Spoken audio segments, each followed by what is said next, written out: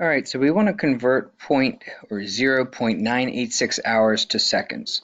So the first thing we want to do is write this in the question mark format. We want to know how many seconds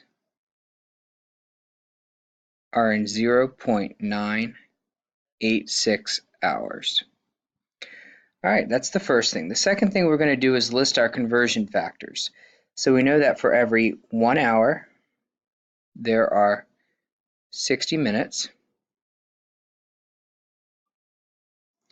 And for every 1 minute, there are 60 seconds. And so our flow is going to be from hours to minutes to seconds. I'm sorry that I'm doing this, it's a little sloppy. I'm doing it by hand on my laptop in the playroom while I have my nephew and daughter running around. So excuse all the yelling in the background if you can hear it.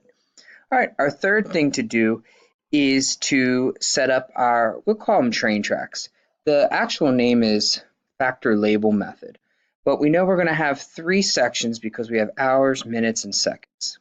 So let's start. We've got 0.986 hours. All right, so we want to go from 0.986 hours, and we're going to convert from minutes. So which goes on the top and which goes on the bottom? So we want the units to cancel, and units cancel when they're in opposite boxes. So I know I want hour here, so that's going to cancel there. So the numerator will go minutes. All right, our first conversion factor is right here. So for every 1 hour, there's 60 minutes. All right, now I'm in minutes and I'm trying to get to seconds. So we did that, now we're going to seconds. Uh-oh, there we go.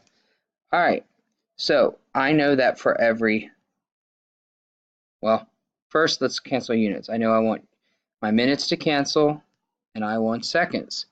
So I know that for every 1 minute, there's 60 seconds. And then we're just going to multiply across 0.986 times 60 divided by 1, enter, times 60 divided by 1, enter. You're going to get a number here and your units should be in seconds.